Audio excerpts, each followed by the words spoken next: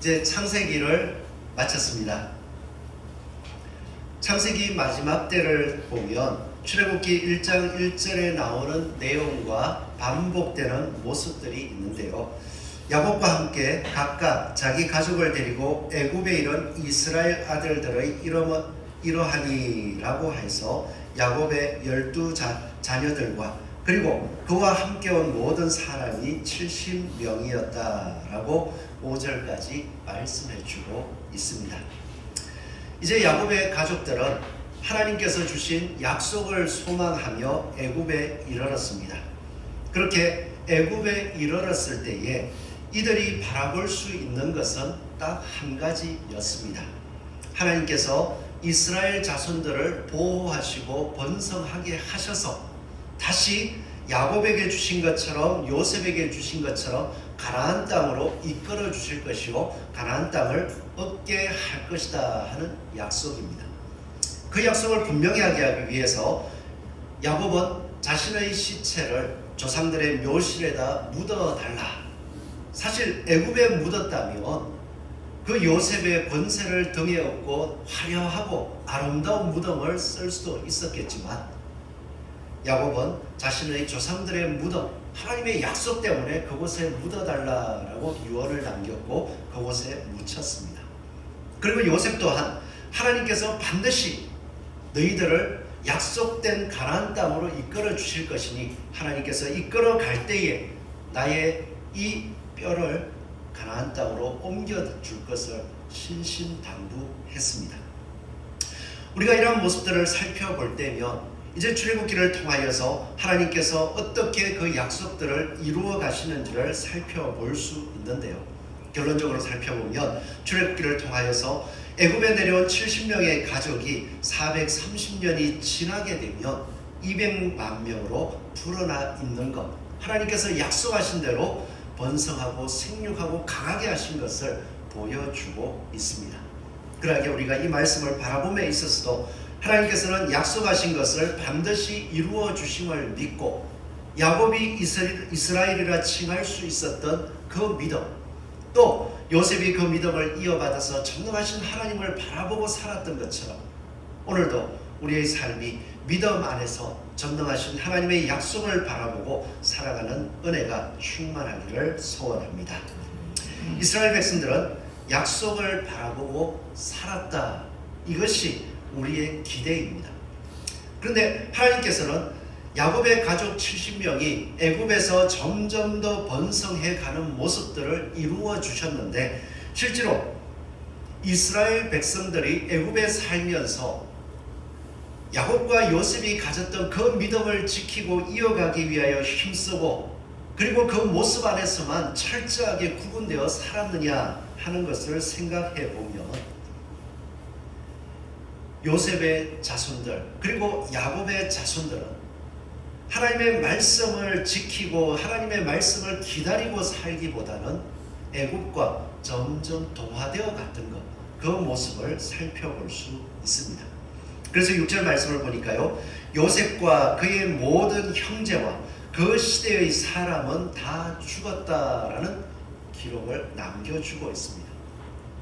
요셉과 그의 모든 형제 그리고 그 시대의 사람, 그렇다면 야곱을 바라보았었고 또한 요셉이 그렇게 총리가 되었던 과정들을 다 알고 있는 형제와 그 자녀들이 다 죽었다.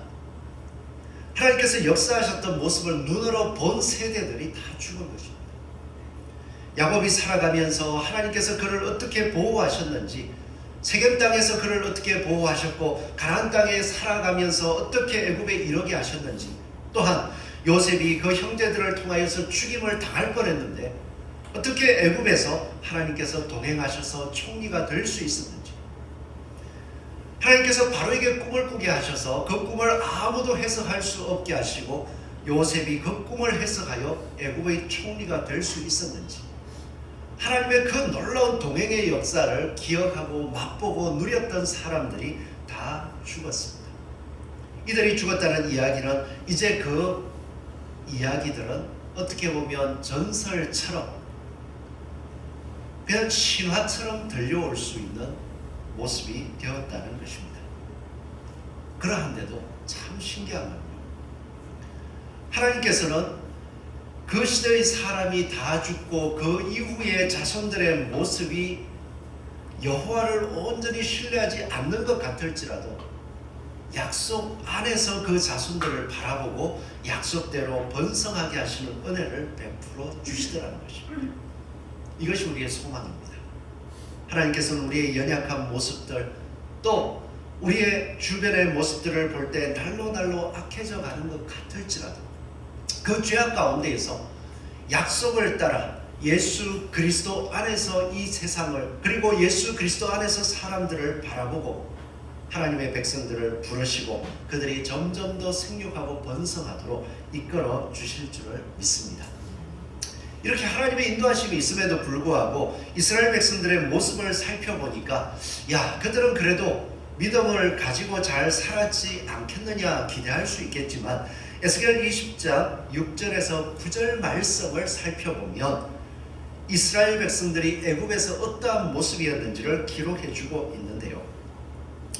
6절 말씀을 보면 그날에 내가 내 손을 들어 그들에게 맹세하기를 애굽 땅에서 인도하여 내어 그들을 위하여 찾아두었던 땅 곧 젖과 꿀이 흐르는 땅이요 모든 땅 중의 아름다운 곳에 이르게 하리라 하고 그들에게 이르기를 너희는 눈을 끄는 바 가증한 것을 각기 버리고 애굽의 우상들로 말미암아 스스로 더럽히지 말라. 나는 여호와 너희 하나님이라 하였으나 그들이 내게 반역하여 내 말을 즐겨 듣지 아니하고 그들의 눈을 끄는 바 가증한 것을 각기 버리지 아니하며 애굽의 우상들을 떠나지 아니하므로 내가 말하기를 내가 애굽 땅에서 그들에게 나의 분노를 쏟으며 그들에게 진노를 이루리라 하였노라. 그러나 내가 그들이 거주하는 이방인의 눈앞에서 그들에게 나타나 그들을 애굽 땅에서 인도하여 내었나니 이는 내 이름을 위함이라. 내 이름을 그 이방인의 눈앞에서 더럽히지 아니하려고 행하였음이라.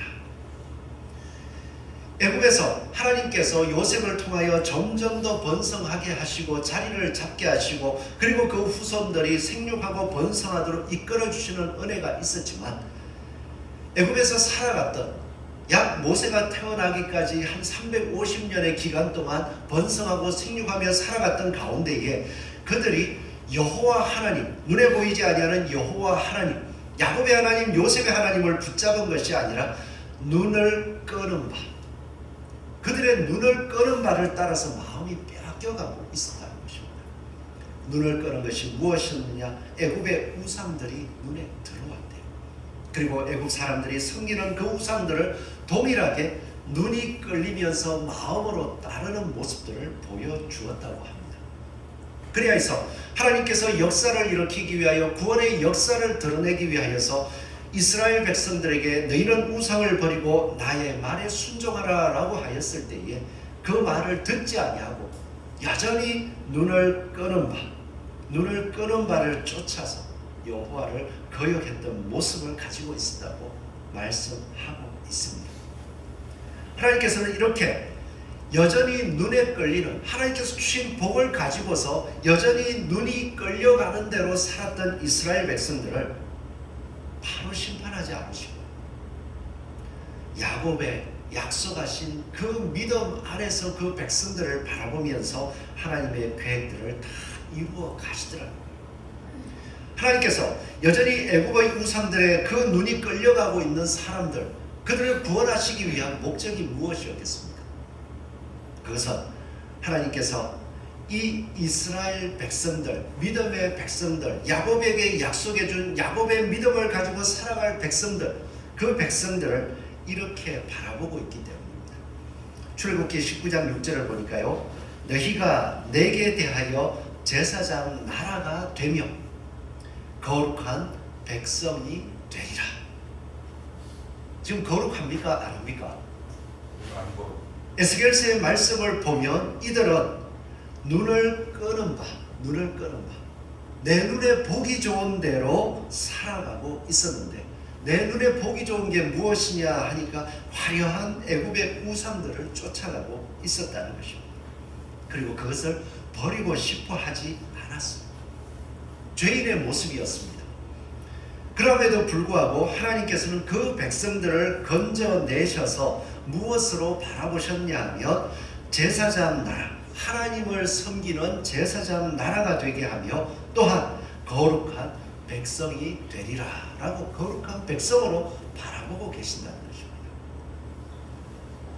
지금 우리의 연약한 모습들이 하나님 앞에서 하나님의 완전하신 모습으로 바라볼 때면 오늘 애굽에서 내 눈에 끄는 바, 내 눈이 끌리는 바대로 쫓아가고 살아가고 있는 모습들이 여전히 있지만 하나님께서는 예수 그리스도 안에서 우리를 바라보면서 너희는 이 세상에 나를 섬기는 제사장이다. 그리고 너희는 이 세상에서 나를 섬길 수 있는 나의 법을 따르는 제사장 나라 거룩한 백성이야 하고 바라보신다는 거예요. 이 모습은요 에베소 1장 14절에서 동일하게 말씀해 주고 있습니다. 예수 그리스도를 믿는 백성이었던 그 에베소 교인들, 지금으로 따지면 바로 우리들에게 이는 우리의 기업의 보정이 되사 그 얻으신 것을 속량하시고 예수 그리스도를 믿는 사람들을 속량하시고 그의 영광을 하나님의 영광을 예수 그리스도의 영광을 찬송하게 하려 하십니다. 에베소 2장에서는 너희들이 예수님을 알기 전에 어떠한 존재였느냐 에스겔서 20장에 나온 것과 같이 너희는 공중 권세 자들을 따르는 자들이었다라고 말씀해 주고 있습니다. 그러한 사람들을 붙잡으셔서 속량하시고 하나님의 영광을 찬송하게 하려 하십니다. 하나님의 영광을 찬송한다는 것이 무엇일까? 베드로전서 2장 9절을 보니까요 오직 너희는 택하신 족속이요 왕같은 제사장들이요 성도입니다.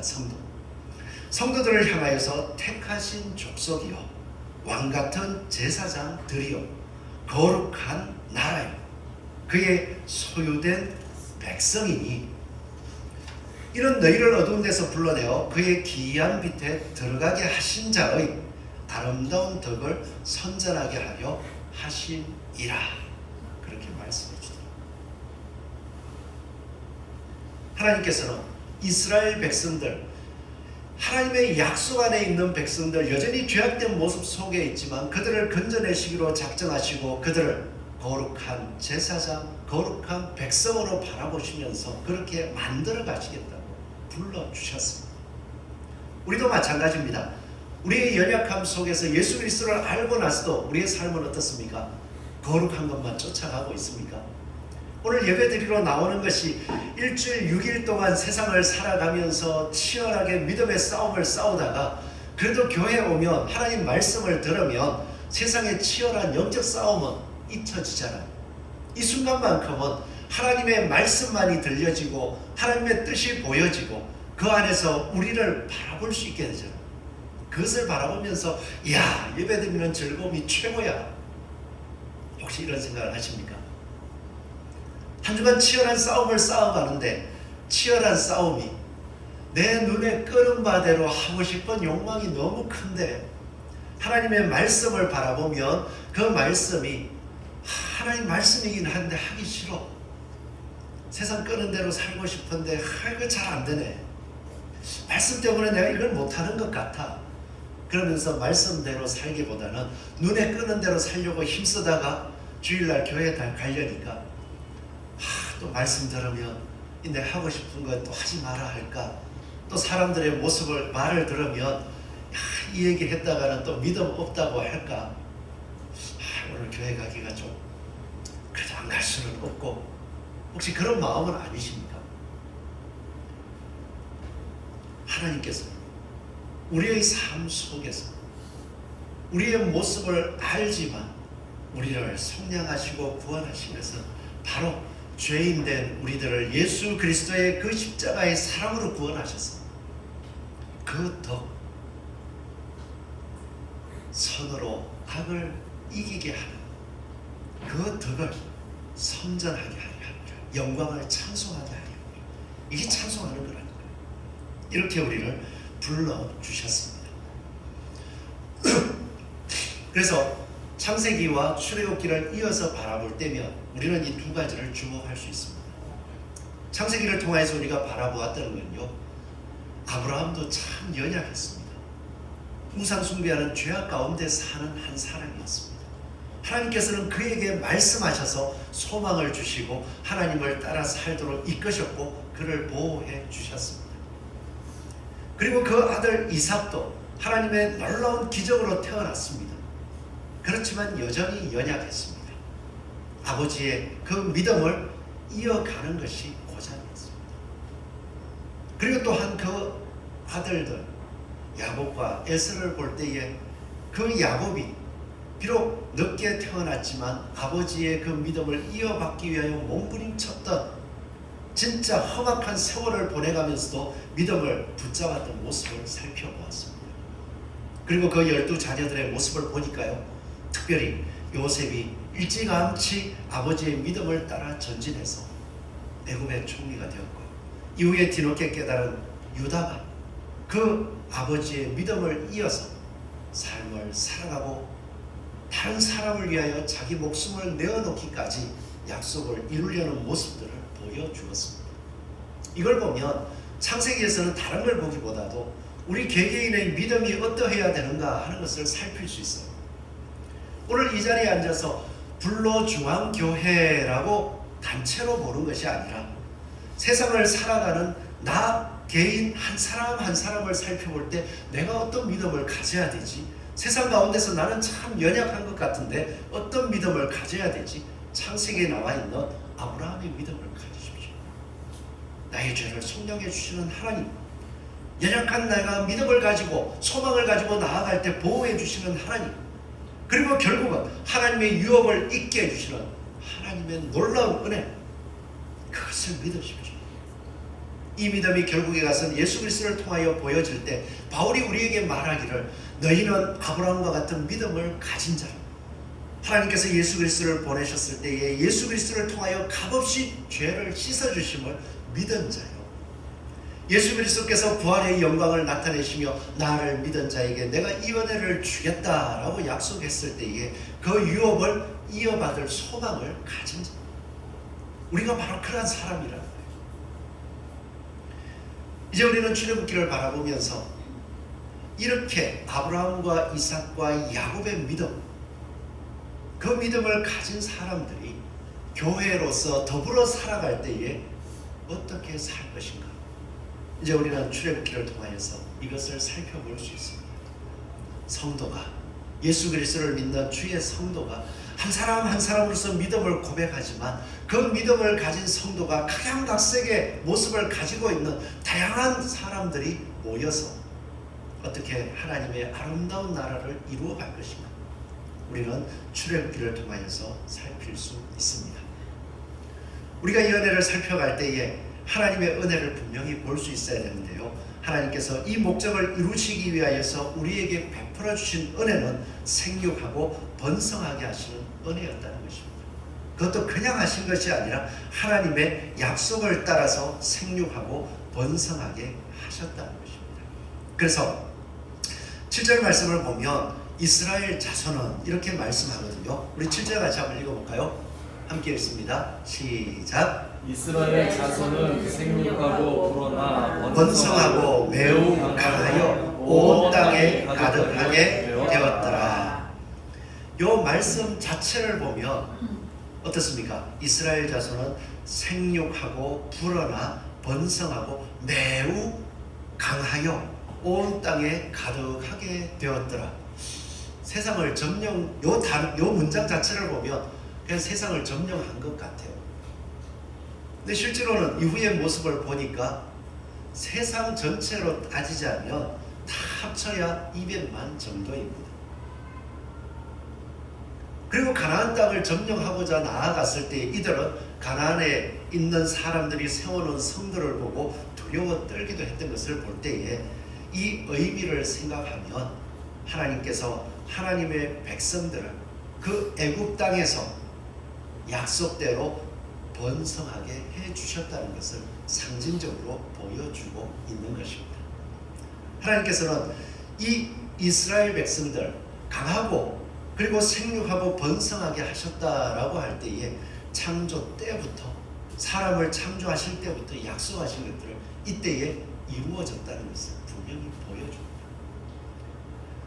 하나님은 노아 때에도 생육하고 번성하라 말씀하셨고요. 또 야곱에게 있어서도 너의 후손들이 생육하고 번성할 것이다 라고 약속해 주셨습니다.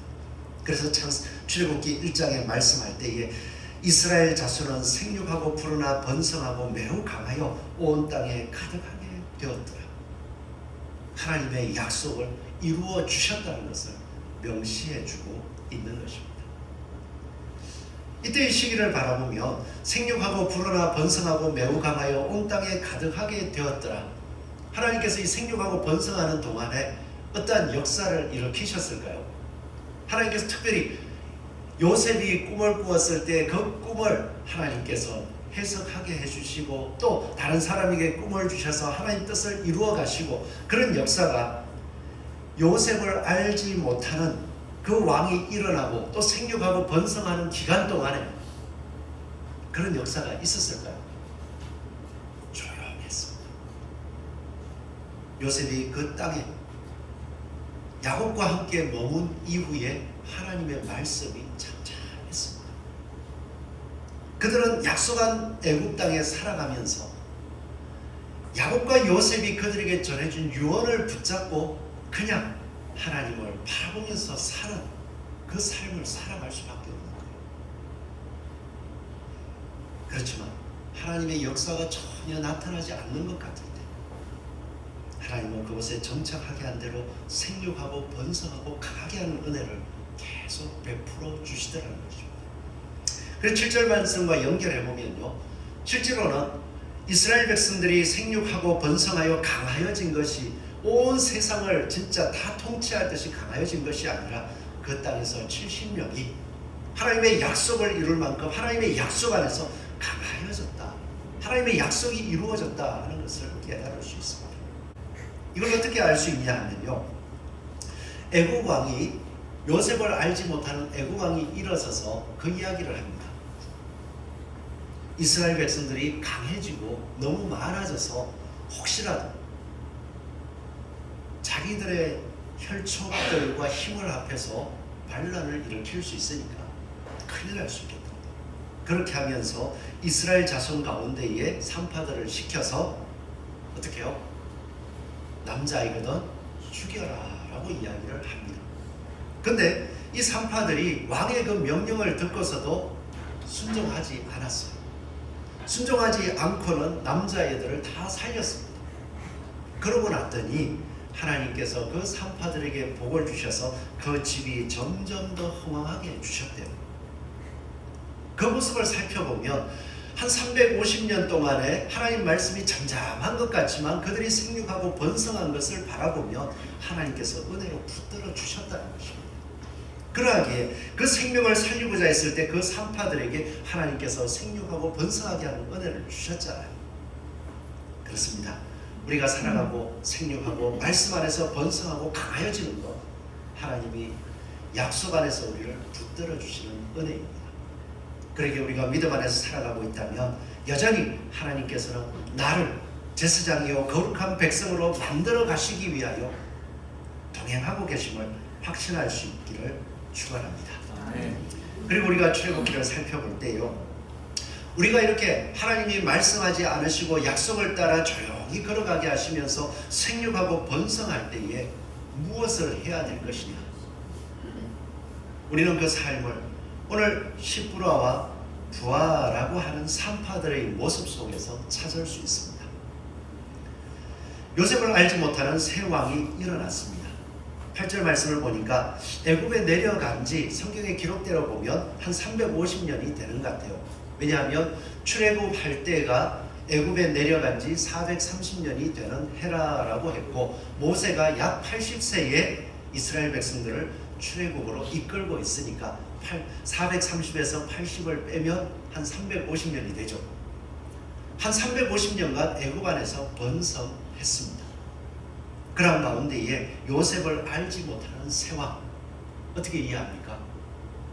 요셉을 통하여서 하나님께서 역사하시고 세상을 다스리신다는 것을 듣지도 못하고 알지도 못하는 세왕, 역사적으로 바라보자면 요셉을 등용했던 왕조가 무너지고 애굽 그곳에 있는 원주민들이 새로이 왕이 됐을 때, 그때에 이제 이 사람들은 이야기하기를 이스라엘 백성들을 괴롭히자. 이들이 우리가 쫓아낸 그 예전 왕조와 힘을 앞에서 다시 한번 우리를 괴롭힐 수 있으니까 이들을 그냥 두면 안 되겠다. 이들은 그들과 함께 힘을 합했던 사람들이다 라고 하면서 괴롭히려고 하였습니다. 그럴 때에 첫 번째 괴롭힘이 산파들을 불러서 이들이 너무 강해지니까 일단 약화시켜야 된다. 그러기 위해서 남자아이를 죽여라. 그렇게 할 때 한 가지를 보여주었습니다. 이 여인들이 보면요, 17절 말씀 우리 한번 같이 읽어볼까요? 17절 시작. 그러나 산파들이 하나님을 두려워하여 애굽 왕의 명령을 어기고 남자 아기들은 살린지라. 어떻게 했습니까? 산파들에게 애굽 왕이 산파들을 불러가지고 너희는 이스라엘 여인들이, 히브리 여인들이 아이를 낳을 때 남자아이를 낳거든 아이를 죽여라라고 왕이 명령했습니다. 이 왕은 자기 말을 듣지 않을 때 죽일 수 있을까요? 없을까요? 죽일 권세가 있습니다. 그럼에도 불구하고 이 여인들은, 산파들은 하나님을 두려워하여 애굽 왕의 명령을 어기고 남자 아기들을 살린지라. 우리가 이 땅을 살아가는 가운데에 지금 430년간 하나님께서 역사하셨다, 특별하게 하나님이 말씀하셨다, 놀라운 일을 일으키셨다, 이런 모습을 얻고 이스라엘 자손들은 하루하루 살아가는데 아이를 잘 출산하고 잘 낳더라, 그 모습 이외에는 별로 없습니다. 오늘 말씀 가운데도 15절을 보면 애굽 왕이 히브리 산파라고 이야기했어요. 여기에 왜 히브리라고 했겠습니까? 요셉의 일대에 우리 보았잖아요. 애굽 사람들은 히브리 사람들을 어떻게 하죠? 가정이 여겨서 가까이 안 한단 말이에요. 그러니까 여기서 애굽 왕이 단어를 쓰는 게 히브리, 이스라엘이라고 안 하고 히브리, 우리가 가정이 여기는 저 사람들, 가치도 없는 저 사람들, 남자아이가 태어나면 우리나라에 안 좋으니까 죽여라. 그렇게 얘기했을 때에 이 히브리 사람, 눈앞에 보이는 권세가 아니라 여호와를, 하나님을 두려워하여 그 명령을 따르지 않았습니다. 우리가 살아가는 삶 속에서도 하나님께서 이만큼 번성하게 해주셨어요. 제가 그냥 저의 삶 속에서 하나님이 인도해 주셨습니다 라고 이야기하지만 우리 대한민국의 기독교를 살펴보면요, 세계적으로 유례가 없습니다. 그렇게 짧은 시간 안에 이 국민들이 예수 그리스도를 믿고, 예전에 90년대 4분의 1이 예수 그리스도를 믿는다라고 할 정도로 이렇게 번성한 적이 없어요. 부흥한 적이 없습니다. 하나님께서 이만큼 부흥하게 해주셨습니다. 그리고 또 지금까지 우리는 살아나게 해주시고 있습니다. 이럴 때에 하나님이 잠잠하신 것처럼 느껴질 때에 우리가 해야 될 모습은요, 여전히 하나님을 경외하기 위하여 힘써야 된다. 하나님이 내 삶 속에서 크게 혹시 역사하지 않으시는 것 같습니까? 하나님은 저 사람한테는 하나님이 역사해 주시는 것 같은데 목사님이 얘기할 때 그 삶을 하나하나 들어보면은 야, 기가 막히게 그래도 하나님 역사하시는 것 같아. 그런데 내 삶은 하나님 별로 간섭하지 않는 것 같아. 이런 생각이 들 수도 있어요. 그러할 때에 하나님의 역사하심을 맛보고 하나님의 역사하심을 우리가 깨달을 수 있는 것은, 그러함에도 불구하고 오늘 출애굽기에서 보여주듯이 이 두 산파가 보여주듯이 여호와를, 하나님을 두려워하고 그 생명을 번성하게 하시는 하나님의 뜻을 두려워하고 하나님의 말씀을 더 살려고 힘쓸 때에 하나님께서 그를 흥왕하게 해주시고 그를 복되게 하신 것을 보여주셨습니다. 오늘 우리의 삶 속에서 평안하십니까? 또 하나님이 우리와 함께 하는데 또 평안한 반면에 크게 뭘 하라고 도전도 없는 것 같습니까? 그럴 때에 오늘 두 산파처럼 여전히 세상에 물들지 않기 위하여서 말씀하시지 않지만 이미 성경을 통하여 약속해주고 보여주셨던 그 말씀을 붙들기 위해서 깨어 살아갈 수 있는 저와 여러분이 되기를 소원합니다. 아무 역사가 안 일어나는데 눈앞에 보이는 바로의 명령이 아니라 생명을 번성케 하시는 여호와 하나님을 두려워했습니다. 그래서 우리가 이 시대를 살아갈 때에 출애굽기를 바라보면서요, 여호와 하나님을 믿는 것 좋습니다. 예수님을 믿는 것 좋습니다. 저도 생활을 해보니까 뭐 답답한 일이 있어가지고 그 일을 위해서 기도를 열심히 해요. 기도하다 보면 마음이 확실히 올 때가 있습니다. 하나님께서 해주시겠구나. 막 마음 졸이고 시간을 썼는데 하나님이 해주시겠구나 싶으면은 기도하던 시간을 줄일까요? 더 해주실 거니까 더 열심히 해야겠다 늘릴까요? 시간을 줄이게 됩니다. 왜? 이제 기도하면서 하나님이 해주실 것을 믿으니까. 그러고 나서 일상생활로 돌아가게 돼요. 그리고 일상생활에 돌아가면 마음에 여유가 생깁니다. 마음에 여유가 생기면 무엇을 선택하시겠습니까? 오늘 이스라엘 백성들이 애굽에 살았던 대로 눈에 끌리는 바를 쫓아갈 때가 많습니다. 아, 하나님이 해주시겠구나. 하나님이 이제 하실 거야. 그리고 내 일상의 생활로 돌아가서 간절히 그거 이루어지십시오 기도하던 아직 안 이루어졌죠 믿으니까 일상생활로 돌아가서는 그때부터 유혹이 오는 거예요. 눈에 끌리는 바. 일할 때에 우리는 기도 시간이 줄 수 있습니다. 그러나 하나님이 해주실 것을 알기에 무엇을 할 수 있습니까? 더욱더 믿음으로 하나님의 말씀을 읽을 수 있잖아요. 하나님이 해주실 것이니까 더 세상 일에 미친 듯이 몰두하는 것이 아니라 세상 일은 그만큼 힘써 살아와도 그 정도로 이루어져 가니까 기도하는 시간들을 더욱더 말씀 보는 시간, 하나님 말씀에 순종하는 시간들로 만들어갈 수 있지 않습니까? 우리가 그렇게 올 한 해를 돌아보시고 출애굽기를 살펴보면서 더욱더 말씀에 집중해 나갈 수 있는 저와 여러분 되기를 소원합니다.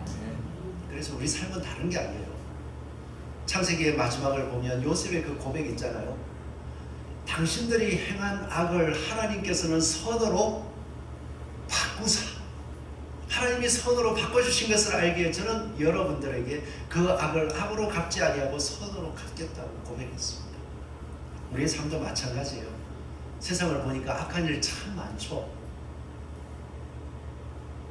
각자의 기준이 다르게 세상 돌아가는 일들을 보면서 이거는 악이야, 악이야, 이건 나쁜 거야 라고 보여지는 건 너무 많습니다. 그런데요, 세상을 바라보면서 이건 악이야, 악이야 라고 이야기할 때에 그 악한 모습들을 바라보면 내 마음은 어떻습니까? 악을 선으로 바꾸시는 하나님을 믿고 똑같이 그 악을 바라보면서 악을 정오하는 게 아니라 그 악한 상황에 있는 사람들을 정오하고 미워하는 말을 내뱉으면서 내 마음도 악해지고 있지는 않습니다. 오늘 이 말씀 하나님께서 번성하고 생육하고 강하게 해주시는 그 은혜를 바라볼진데 우리는 이 악한 세상 정의가 아닌 것은 아니라고 판단은 하되 그 일들 속에서 하나님께서 이 세상 가운데 선을 이루어 주시고요. 그러기에 나에게 선을 행하라고 나를 불러주셔서 끊임없이 선을 행하기를 힘쓰는 저와 여러분이 되기를 축원합니다. 기도하겠습니다.